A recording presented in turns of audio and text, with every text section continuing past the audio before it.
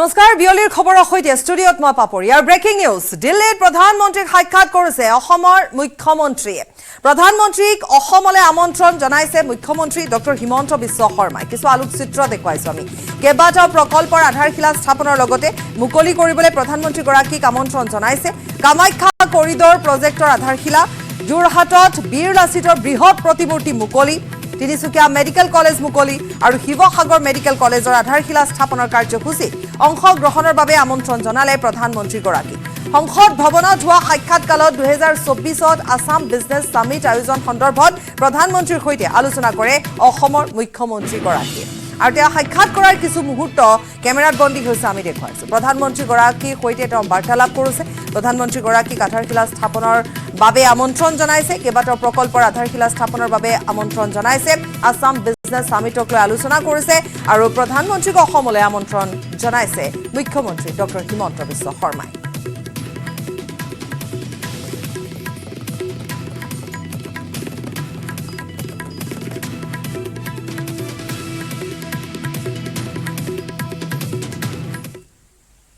আৰু আনেক breaking news তিনিচুকীয়াত বাহৰ অসম আৰক্ষীৰ শীৰ্ষ বিষয়াৰ উজনি আইন শৃংখলাৰ ওপৰত পৰ্যালোচনা বৈঠক তিনিচুকীয়া আৰক্ষীৰে এডিজিপি হিৰেন নাথৰ বৈঠক সদিয়া আৰক্ষীৰে বৈঠক ডিআইজি বিবেক ৰাজ সিঙৰ উজনি অসমৰ নিৰাপত্তা সন্দৰ্ভত বৈঠকত আলোচনা আৰু যেহেতু দেখিবলৈ পোৱা গৈছে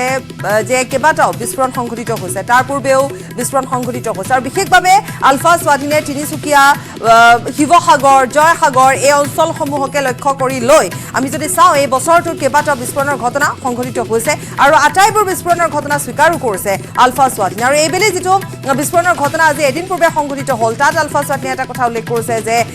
জিপি সিঙক চ্যালেঞ্জ কৰা হৈছে গতিকে স্বীকাৰো কৰিছে এই বিস্ফোৰণৰ দ্বাৰা তেনে সময়তে উজনিৰ আইন শৃংখলাৰ ওপৰত পৰ্যালোচনা বৈঠক অনুষ্ঠিত হৈছে সদিয়া আৰক্ষীৰে বৈঠক অনুষ্ঠিত কৰিছে ডিআইজি আৰু ইফালে তিনিচুকীয়া আৰক্ষীৰে এডিজিপি হিৰেন নাথৰ বৈঠক অনুষ্ঠিত হৈছে সদিয়া আৰক্ষীৰ সৈতে ডিআইজি বিবেক ৰাজ সিঙে বৈঠক অনুষ্ঠিত কৰিছে উজনি অসমৰ নিৰাপত্তা সন্দৰ্ভত বৈঠকত আলোচনা কৰা হৈছে কাৰণ উজনি অসমতে যিহেতু এনেধৰণে বিস্ফোৰণৰ ঘটনা সংঘটিত হৈছে গ্ৰেনেড নিক্ষেপৰ ঘটনা সংঘটিত হৈছে কেইবাটাও এনেকুৱা ধৰণৰ ঘটনা অগা পিছাকৈ সংঘটিত হোৱাৰ পিছতে এতিয়া নিৰাপত্তাজনিত কাৰণত বা নিৰাপত্তা সন্দৰ্ভত বৈঠক অনুষ্ঠিত কৰা হৈছে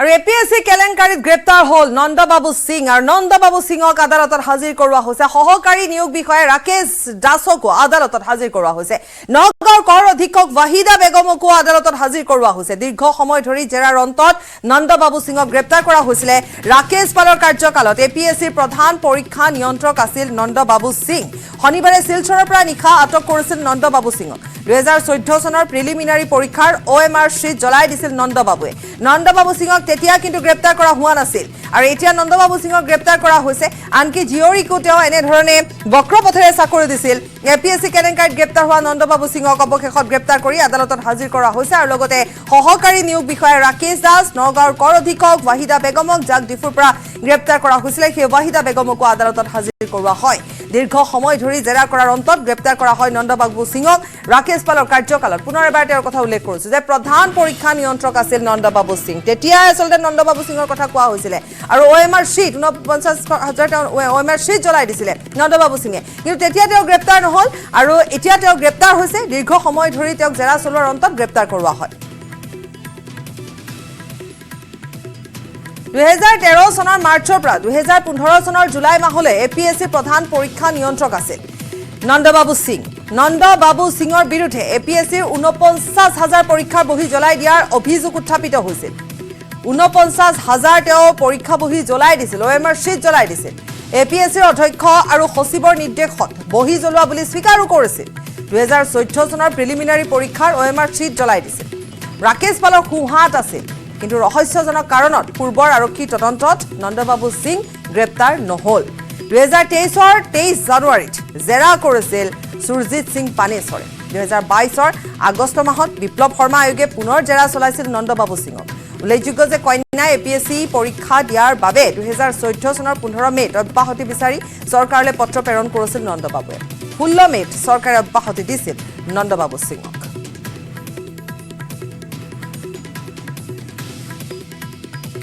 বিৰেঞ্চি আছে সংযুক্ত হয় আমি বিৰেঞ্চিৰ পৰা আৰু অধিক তথ্য লাভ কৰিম বিৰেঞ্চি আমি নন্দবাবু সিঙৰ সন্দৰ্ভত কৈ গৈছো আৰু নন্দবাবু সিঙক গ্ৰেপ্তাৰ কৰি আজি আদালতত হাজিৰ কৰা হৈছে লগতে ৱাহিদা বেগমৰ কথা আমি উল্লেখ কৰিছো ৰাকেশ দাসৰ কথা আমি উল্লেখ কৰিছো আমি গোটেইখিনি কথা আপোনাৰ পৰা জানিম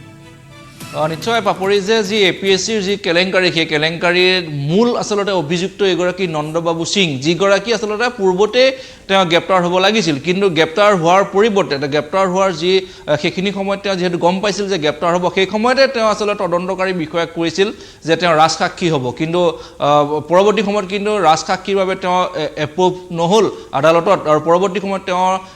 164 যি ধাৰা আছে তাত তেওঁ এটা ষ্টেটমেণ্ট দিছিল সেই ষ্টেটমেণ্টত তেওঁ সকলোখিনি কথা স্পষ্ট কৰিছিল যে কেনেধৰণে ৰাকেশ পালৰ দিনত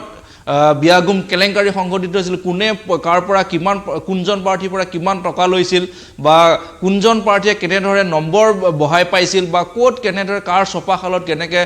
টেবুলেশ্যন শ্বীট আচলতে তাত নিৰ্মাণ কৰা হৈছে কি কৰা হৈছে সেই সকলোখিনি কথা তেওঁ সেই ষ্টেটমেণ্টত কৈছে আৰু পৰৱৰ্তী সময়ত তেওঁক যিহেতু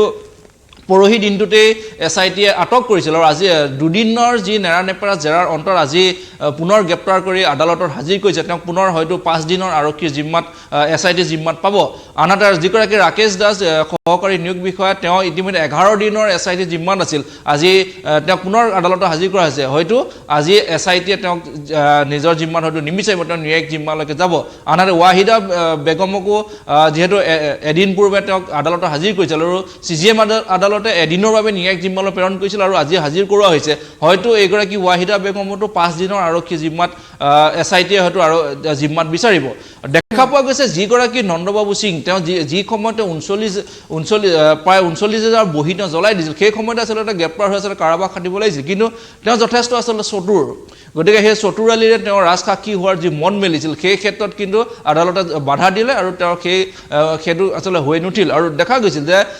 সংবিধানৰ মতে এপিএছচিৰ যি সংবিধান সেই সংবিধানৰ মতে যেতিয়া যিকোনো এজন ব্যক্তি তাত সদস্য হওক বা তেওঁ তাত কৰ্মচাৰী হিচাপে থাকিলে তেওঁৰ কোনো সম্বন্ধীয় লোক আচলতে এপিএছচি পৰীক্ষাত বহিব নোৱাৰে তেওঁ স্বইচ্ছাই সেই পদ ত্যাগ কৰিব লাগে কিন্তু সেয়া নন্দবাবু সিঙে হ'বলৈ দিয়া নাছিল কিয়নো 2013 চনত তেওঁ নিযুক্তি লাভ কৰিছিল 2014ত তেওঁ জিআৰইয়ে পৰীক্ষা দিছিল জিআৰইয়ে এচিএছ হৈছিল কিন্তু তেওঁ দায়িত্বত কিন্তু থাকি গ'ল সেই সকলোখিনি কথা এতিয়া যিহেতু এটা কথা হৈছে যে মিনাৰ্ভা দেৱীকো হয়তো এছআইটিয়ে তলব কৰিব সোধপোছ কৰিব বিকে শৰ্মা আয়োগ বা এছআইটিয়ে মিনাৰ্ভা দেৱীৰ ক্ষেত্ৰত কি বিসংগতি আছে এই কথা কিন্তু এই মুহূৰ্তলৈকে পোহৰলৈ অহা নাই হয়তো পিতৃ যি স্বীকাৰোক্তি হ'ব এই যিহেতু তেওঁ এছআইটি জিম্মাত থাকিব এছআইটি জিম্মাত থাকোঁতে যেতিয়া জেৰা কৰিব তেওঁ নিশ্চয় বহু কথা ক'ব এপিএছচিৰ সেই সময়ৰ দুৰ্নীতিৰ কথা গতিকে জিআৰইৰ কথাও যেতিয়া ক'ব তেতিয়া জিআৰইও হয়তো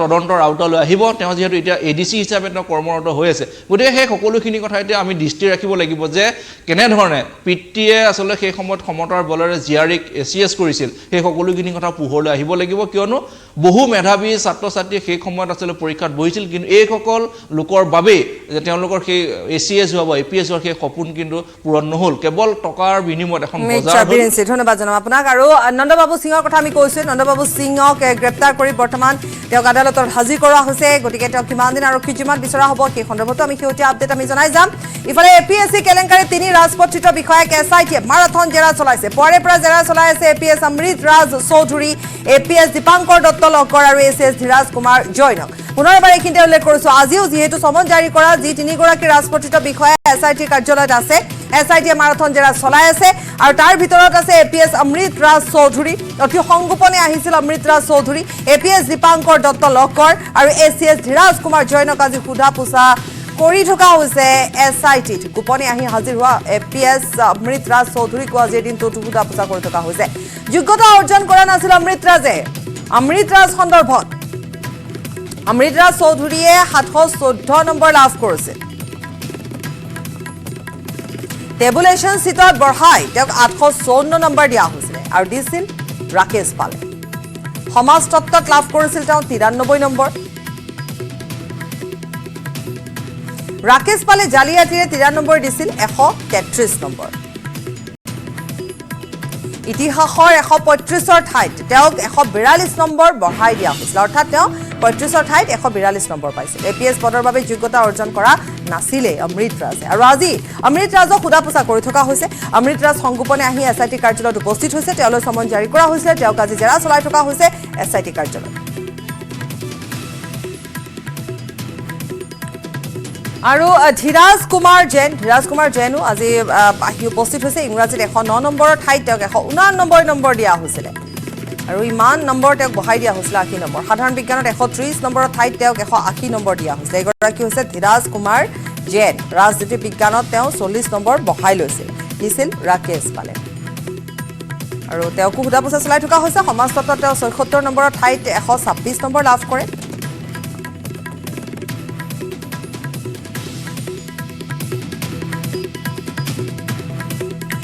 ভাস্কৰ আছে আমাৰ সৈতে সংযুক্ত হয় ভাস্কৰ এই মুহূৰ্তলৈকে আমি যিখিনি খবৰ পাইছো অমৃতৰাজক জেৰা চলাই থকা হৈছে বাকি দুগৰাকীৰ কথাও আপোনাৰ পৰা জানিম সবিশেষ জানিম যে জেৰা কাকাক আজি চলাই থকা হৈছে এই মুহূৰ্তৰ যিখিনি আপডেট আছে আপোনাৰ পৰা জানিম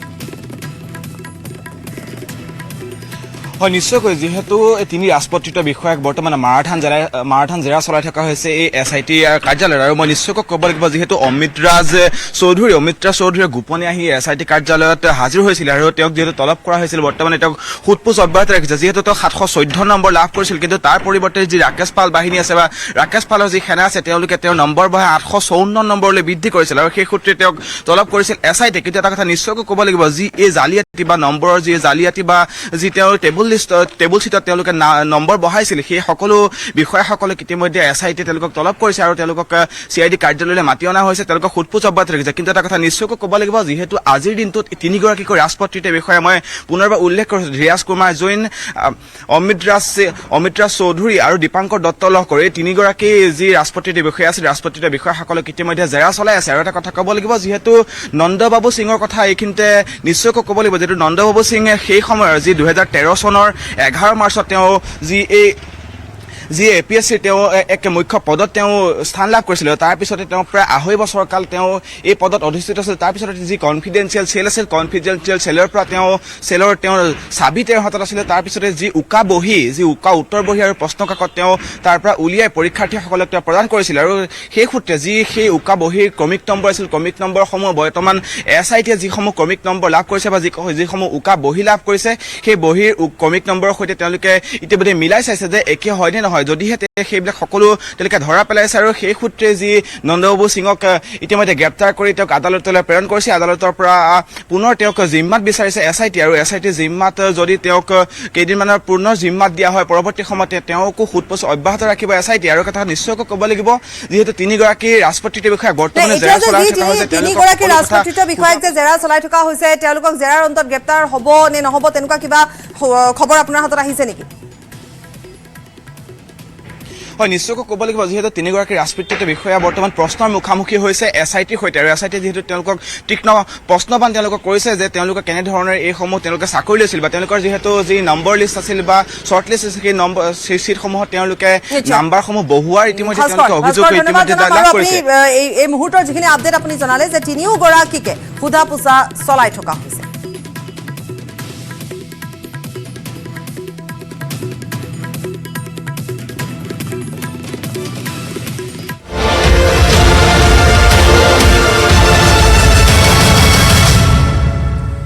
আৰু অনুচ্ছেদ 370 বাতিল হল অৱশেষত জম্মু কাশ্মীৰৰ অনুচ্ছেদ 370 বাতিলৰ সপক্ষে ৰায়দান দিলে উচ্চতম ন্যায়ালয়ে 370 বাতিল বৈধ আৰু সাংবিধানিক বুলি ৰায়দান উচ্চতম ন্যায়ালয়ৰ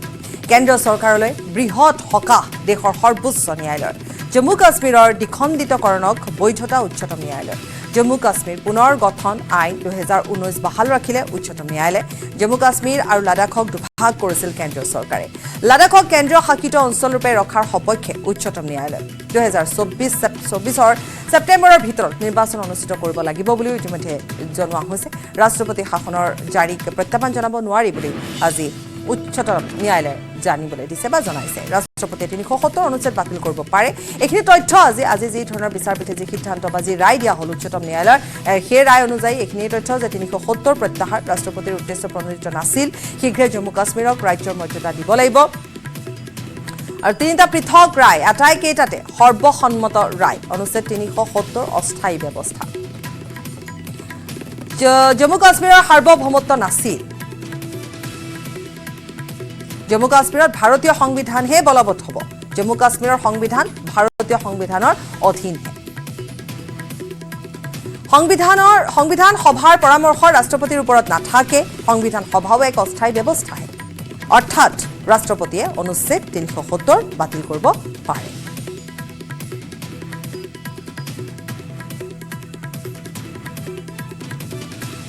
श्रीनगर पर हमारे सहित आसे रईस रईस आपसे जुड़े हैं रईस, और इस वक्त जबकि ये फैसला आने के बाद वहाँ पे किस तरह का एक माहौल बना हुआ होगा, ये निश्चित रूप से तो जो जितने भी रिएक्शंस है किस टाइप के रिएक्शंस है इस बारे में थोड़ा सा हमें जानकारी दीजिए आम लोगों के बीच। रईस जी हाँ बिल्कुल, जी हाँ बिल्कुल। अगर हम श्रीनगर की बात करें तो जो ये यहाँ पे आम लोग हैं, जो नॉर्मल लाइफ है वो यहाँ पे इफेक्ट नहीं हुई क्योंकि हम देखते थे कि पहले जब इस तरह का कोई भी डिसीजन जब आता था तो यहाँ पे जो है 2019 से पहले जो है काफ़ी नॉर्मल लाइफ जो है वो बुरी तरह से मुतासिर होती थी। जब भी इस तरह का कोई फैसला होना होता था, कोई भी डिसीजन लेती थी सेंट्रल गवर्नमेंट, तो यहाँ पे लाइफ जो नॉर्मल लाइफ है वो काफ़ी हिट होती थी, काफ़ी मुतासिर होती थी। लेकिन इस बार क्या देखा गया है कि आज जो है यहाँ पे सारी दुकानें खुली है, मार्केट ओपन है, जो लोगों का जनजीवन है वो सामान्य तौर पे चल रहा है, जिस तरह से नॉर्मल लाइफ जो है वो कहीं कोई डिस्टर्बेंस नहीं है। तो उस चीज़ को देखते हुए हमने यहाँ पे जब भी जहाँ लोगों से हमने बात की तो उनका भी यही कहना है कि इस फैसले को वो तस्लीम कर रहे हैं क्योंकि सुप्रीम कोर्ट का जो फैसला आया है उसको लोगों ने तस्लीम किया है। लेकिन कुछ लोग हैं जिनको लग रहा था कि धारा 370 जो है उसको रेस्टोर, आर्टिकल 370 को रेस्टोर किया जाएगा, लेकिन यहाँ पे जिस तरह से हम देख रहे हैं कि जो नॉर्मल लाइफ है वो डिस्टर्ब नहीं हुई है। लोगों से हमारी बात हुई है और जो कोर्ट का जो सुप्रीम कोर्ट का फैसला आया है लोग उसको सम्मान करते हुए दिख रहे हैं। वो हमने लोगों से बात भी की, रिएक्शंस भी ली, लेकिन सबका यही मानना है कि अब जो कोर्ट ने फैसला दिया है तो लोगों ने भी उसको जो है वो तस्लीम किया है। साथ ही साथ हम यहाँ पे देख पा रहे हैं कि जो मार्केट से आज पूरा दिन, चाहे हम लाल चौक की बात करें या श्रीनगर के आसपास जितने भी बड़े मार्केट से दुकानें खुली रहे हैं, लोग जो है वो शॉपिंग करते देखे गए हैं, शॉप्स जो है वो ओपन थी, लोग फ्रीली जो है वो घूम रहे थे, ट्रैफिक में कहीं कोई हॉल्ट नहीं था। तो लगातार ये इस चीज़ को दर्शाता है कि कश्मीर की हालत जो है, जो नया कश्मीर है उसमें अब चीज़ें बदल चुकी है और अब ऐसी चीज़ों से कोई प्रभाव जो है वो नहीं पड़ रहा है। तो यही वजह है कि लगातार हम देख पा रहे हैं जिस तरह से आज ऐतिहासिक फैसला आया है तो इसको लोगों ने जो है कहीं ना कहीं बिल्कुल स्वीकारा है, लोगों ने तस्लीम किया है। यही वजह है कि बदलते कश्मीर में आज हम देख रहे हैं कि लाल चौक में ये ऐतिहासिक फैसला आने के बाद भी जो है वो नॉर्मल लाइफ जो है वो हिट नहीं हुई है। तो लोग जो है वो बिल्कुल रईस, आपने जो हमें इस वक्त की जो ताज़ा तस्वीरें आपने हमें दिखाई है तो ये देखकर इतना तो अंदाजा हम लगा ही चुके हैं कि जो माहौल आपने दिखाई है, जो तस्वीरें आपने दी है हमें, हमारे दर्शकों ने दिखी है, मतलब इस वक्त की जो ताज़ा तस्वीरें आपने दी है तो वहाँ पे आपने ठीक ही कहा है कि कोई हिट नहीं कर रहा है। मतलब लोगों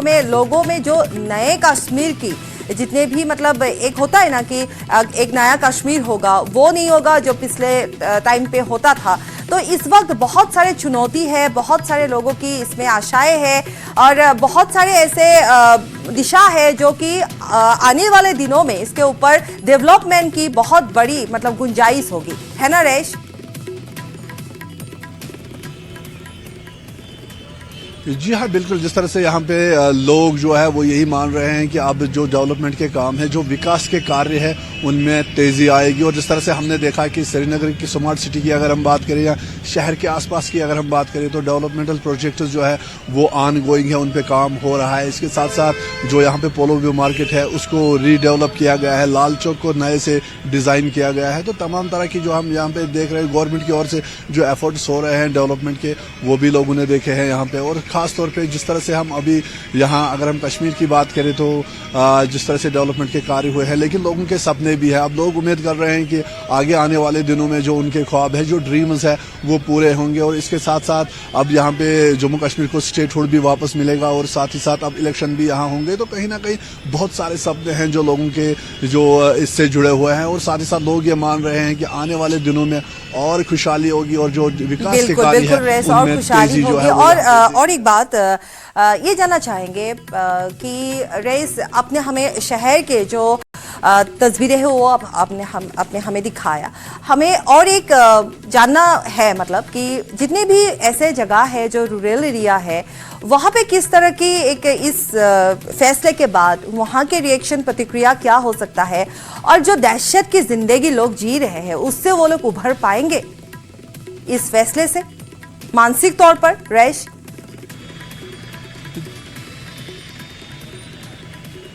जी हाँ बिल्कुल, जिस तरह से हम यहाँ पे देख रहे हैं कि लोग जो है अब इन चीज़ों से तंग आ चुके हैं। अब लोग भी यहाँ पे चाह रहे हैं कि विकास के कार्य हो, उनके बच्चों को रोजगार मिले, लोग काम पे सही से जाए, और जिस तरह से यहाँ पे थ्रेट परसेप्शन रहता था वो कहीं ना कहीं जो है वो यहाँ से भाग जाए और पूरा परमानेंटली पीस जो है वो लौट आए। यही लोगों की यहाँ पे उम्मीदें हैं, यही आशाएं हैं, और यही वजह है कि लगातार हम यहाँ पे देख रहे हैं कि जब ये ऐतिहासिक फैसला आया तो कहीं कोई जो है कहीं से भी जो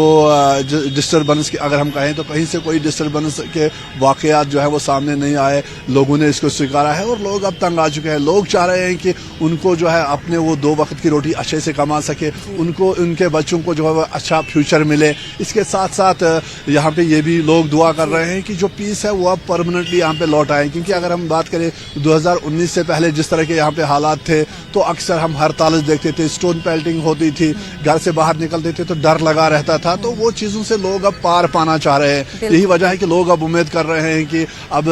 आने वाले दिन जो है वो और खुशहाल होंगे। और ये जो ऐतिहासिक फैसला है इसको स्वागत कर रहे हैं लोग, वहाँ के लोग शांति चाहते हैं और एक नए कश्मीर की उम्मीदें लगाए बैठे हुए हैं। आपको शुक्रिया रेश। আৰু আমি দেখুৱালো কাশ্মীৰৰ বৰ্তমানৰ যেটো পৰিৱেশ যে কতো একো আসলতে এনেকুৱা ধৰণৰ কোনো পৰিৱেশ তাত এই মুহূৰ্তলৈকে সৃষ্টি হোৱা নাই যে ৩৭০ বাতিলৰ পিছত কিবা তেনেকুৱা ধৰণৰ হিংসাত্মক ঘটনা ঘটিব নাই। সকলোৱে আদৰি লৈছে এই গোটেই নিৰ্ণয় বা গোটেই ৰায়, সকলোৱে আদৰি লৈছে, সমগ্ৰ কাশ্মীৰবাসীয়ে আদৰি লৈছে। তাৰ উপৰিও আমি এই মুহূৰ্তত জনাব বিচাৰিছোঁ যে এতিয়া প্ৰতিক্ৰিয়াসমূহৰ কথা যেহেতু আমি কৈ গৈছোঁ যে তাত থকা যিসকল লোক আছে তেওঁলোকে তেওঁলোকৰ প্ৰতিক্ৰিয়া ব্যক্ত কৰিছে আৰু কিছু ভাষ্য এই মুহূৰ্তত আগবঢ়াই ল'ব বিচাৰিছোঁ। এই ৰায় কেনেধৰণে আমি কিছু তাৰ কিয় অংশ দেখুৱাব বিচাৰিম। In exercise of power under Article 370(1)(d), applying all the provisions of the Constitution of India to the state of Jammu and Kashmir is valid. Such an exercise of power is not mala fide merely because all the provisions were applied together without following a piecemeal approach. J. The President had the power to issue a notification declaring that Article 370 Clause 3 ceases to operate without the recommendation of the Constituent Assembly. The continuous exercise of power under Article 370 Clause 1 by the President indicates that the gradual process of constitutional integration was ongoing. The declaration issued by the President under Article 370 Clause 3 is a culmination of the process of integration and as such is a valid exercise of power. Thus, CO 273 is valid. K. The Constitution of India is a complete code for constitutional governance. Following the application of the Constitution of India in its entirety to the state of Jammu and Kashmir by CO 273, the Constitution of the state of Jammu and Kashmir is inoperative and is declared to have become redundant. L. The views of the legislature of the state under the first proviso to Article 3 are recommendatory. Thus, Parliament's exercise of power under the first proviso to Article 3 under the proclamation was valid and not mala fide. M. The Solicitor General stated that the statehood of Jammu and Kashmir will be restored, except for the carving out of the Union Territory of Ladakh. In view of the statement, we do not find it necessary to determine whether the reorganization of the state of Jammu and Kashmir into 2 Union Territories of Ladakh and Jammu and Kashmir is permissible under Article 3. However, we uphold the validity of the decision to carve out the Union Territory of Ladakh in view of Article 3A, read with Explanation 1, which permits forming a Union Territory by separation of a territory from any state. And we direct that steps shall be taken by the Election Commission of India to conduct elections to the Legislative Assembly of Jammu and Kashmir, constituted under Section 14 of the Reorganization Act by 30 September 2024. Restoration of statehood shall take place at the earliest and as soon as possible. 1D and 370(3) were introduced with the purpose of enhancing constitutional integration and not for the disintegration. So, the power under Article 370(1)(d) and Article 370 Clause 3, even when exercised to its fullest extent, does not freeze the system of integration contemplated by Article 370, but is rather intended to enhance constitutional integration between the Union and the state of Jammu and Kashmir. Holding that the power under Article 370 Clause 3 cannot be exercised after the dissolution of the Constituent Assembly would lead to the freezing of the process of integration contrary to the purpose of introducing the provision. And 5, if the contention of the petitioners on the interpretation of Article 370 vis-a-vis the dissolution of the Constituent Assembly is accepted, then Article 370, Clause 3 would become redundant and would lose its temporary character. The President, while deciding if the power under Article 370, Clause 3 must be exercised, determines if the special circumstances which warranted a special solution in the form of Article 370 have ceased to exist. This is a policy decision which completely falls within the realm of the executive. The court cannot sit and appeal over the decision of the President of India on whether the special circumstances which led to the arrangement under Article 370 have ceased to exist. However, the decision is not beyond the scope of judicial review. It is settled law that the exercise of executive power can be challenged on the ground of malefides. The slew of constitutional orders issued by the President under Article 371D, applying various provisions of the Constitution and applying provisions with modification, indicate that over the course of the last 70 years, the Union and the state have, through a collaborative exercise, constitutionally integrated the state of Jammu and Kashmir with the Union. This is not a case where only Articles 1 and Article 370 of the Constitution were applied to the state of Jammu and Kashmir, and suddenly, after 70 years, the entire Constitution was being made applicable. The continuous exercise of power under Article 370, Clause 1 by the President indicates that the gradual process of constitutional integration was ongoing. The declaration issued by the President in exercise of the power under Clause 3 of Article 370 is a culmination of the process of integration. Thus, we do not find that the President's exercise of power under Clause 3 of Article 370 was mala fide.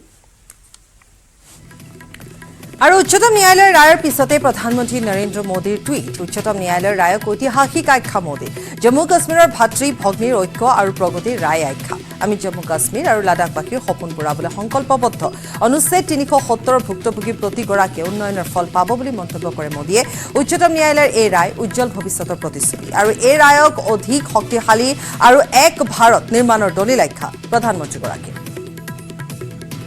Jammu Kashmir प्राक्तन मुख्यमंत्री गुलाम नबी आजादर प्रतिक्रिया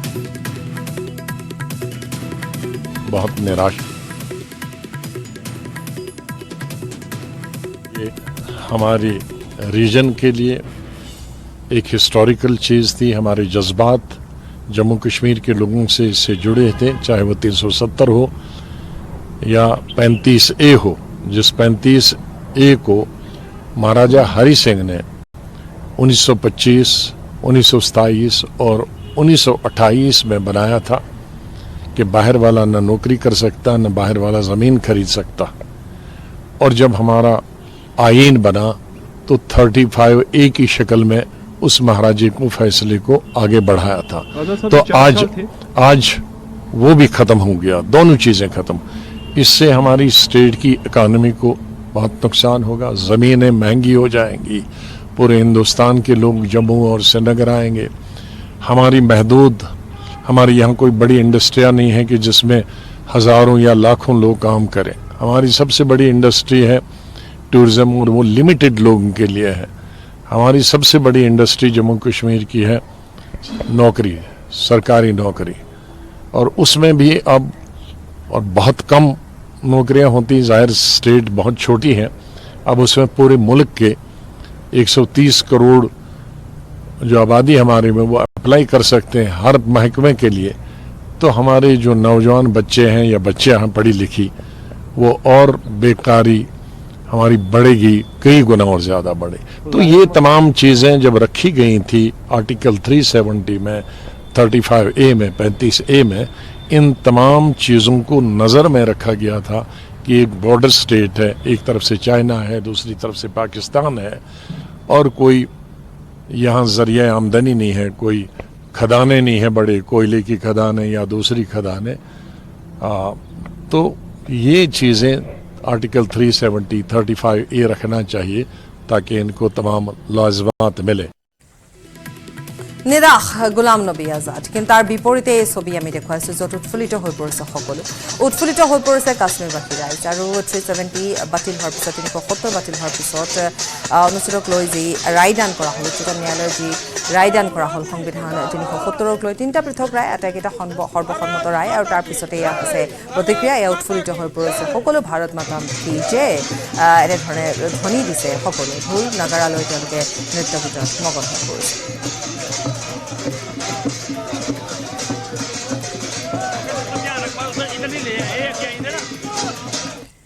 খবৰ আৰু আছে সময় বিৰতি